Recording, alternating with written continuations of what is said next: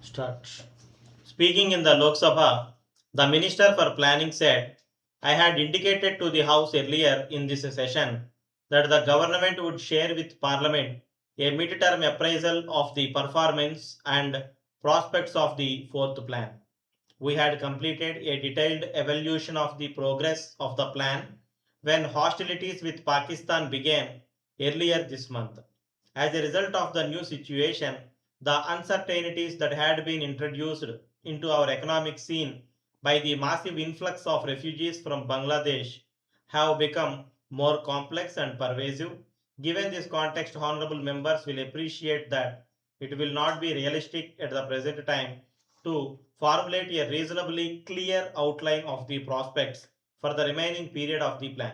Such an outline will have to take into account these new challenges on the one hand and provide for a reorientation to the plan to respond in greater measure to the needs of our people on the other.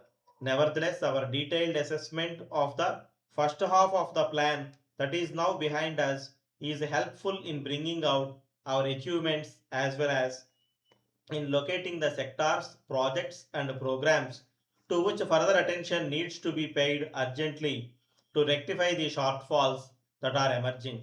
It is in order to enable such a constructive process of all round improvement that we have decided to place before Parliament an analysis of plan progress in the last 3 years.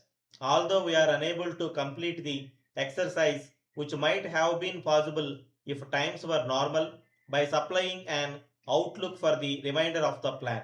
Accordingly, I have placed on the table of the House copies of the document containing a mid-term appraisal of the fourth plan. I must apologize for the fact that this has become a lengthy document. The Hindi version is under preparation and will be get printed and circulated separately. We are also preparing a summary which will shortly be made available to members of parliament. In the coming months, sustained attention will have to be given by the center, the state governments, and the public sector institutions to the findings of this document. Our effort will be to use it as a working basis for undertaking the several measures required, whether they are policy changes, administrative improvements, financial measures, or the initiation of new projects and programs in order to achieve and maintain better performance in the various sectors of the development. I shall not attempt to summarize once again the facts and conclusions contained in this document.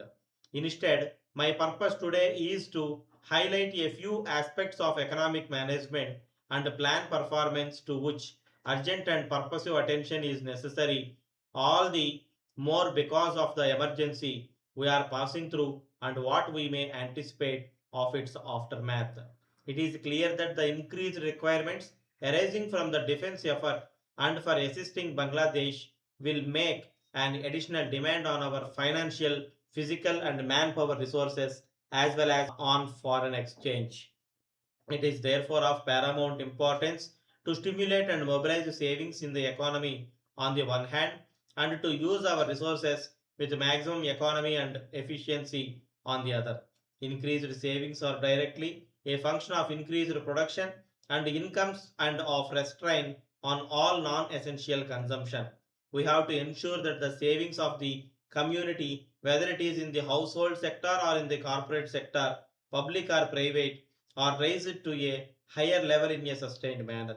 It is equally necessary to capture a larger proportion of savings for the public sector in order to undertake priority investments as also to sustain public consumption on essential social outlays such as education, health, water supply, nutrition, etc.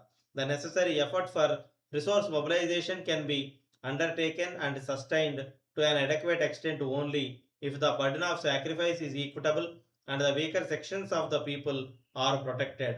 For both growth and social justice, price stability is an essential infrastructure. Government are conscious of the need to undertake urgent concrete steps for price stabilization so that the inflationary pressures on the horizon are avoided and both incomes and investments are duly safeguarded. We have to particularly emphasize price stability because cost and price increases that have taken place since the plan was formulated are themselves likely to result in shortfalls in the plan in real terms as to original financial outlays.